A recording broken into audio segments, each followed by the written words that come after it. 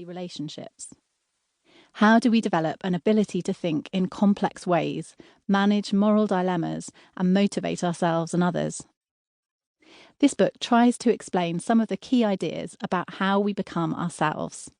It includes recent studies that are still ongoing and some of the really classic experiments. From babyhood to adulthood, it aims to weave together cutting-edge research, everyday experience, and clinical examples.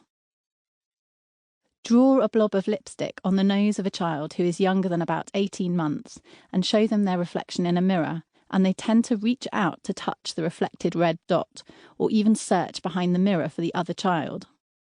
From about 18 months, children reach to touch their own nose instead, understanding that the image in the mirror shows a reflection, the beginnings of a sense of identity. How does this rudimentary sense of self develop into the ability to have existential crises at 3 a.m. as we try to work out who we are and what we are doing? And does our identity really get fixed in adolescence, or do we have the potential to change? Baby monkeys separated at birth from their real mothers will prefer to be with a cloth-covered soft dummy mother than with a harsh wire monkey that they can't cuddle, even when the wire mother is the one with a milk bottle.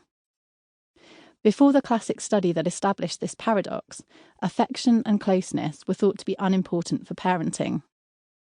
This study and others revealed that love is as much a primary need as food.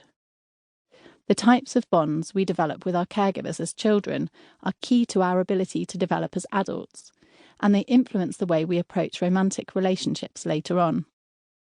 Understanding this can radically change the way we understand ourselves and our interactions with others. I've divided this book into chapters based on different areas of development, so it isn't chronological but organised by topic.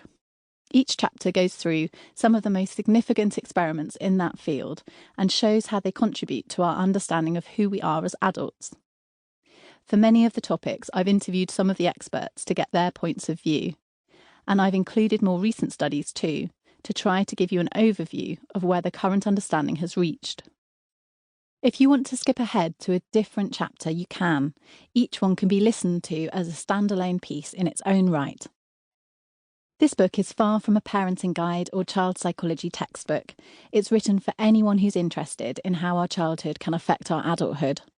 Having said that, parents or those working professionally with children might find it doubly interesting to think both about their own development and about that of the children they are raising or working with. Ultimately, to understand a bit more about what goes on in the landscape of childhood gives us a better chance of understanding who we are now. This book aims to be a roadmap to the bits of your development you probably don't even know about. Bon voyage. Chapter 1. Before we are even born. The developing fetus floats about in amniotic fluid like a tiny astronaut. There in the dark, no smells or tastes, it is increasingly sensitive to sounds, tactile sensations, and its mother's emotions.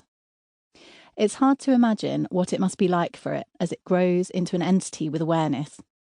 What starts as a blob of cells transforms into a mini person, all happening there in the water-cushioned darkness.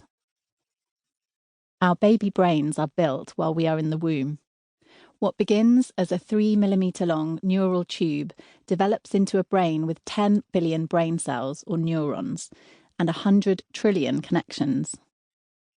Every minute that we are in the womb, 250,000 neurons are being created. Neurogenesis, or the birth of brain cells, continues long after our own birth. The connections between brain cells also continue to be formed and pruned for years after we emerge. As the fetus floats, brain cells are created, move through the fetal brain to the area where they need to be, and once in situ, start to change into the type of neuron needed in that specific brain region.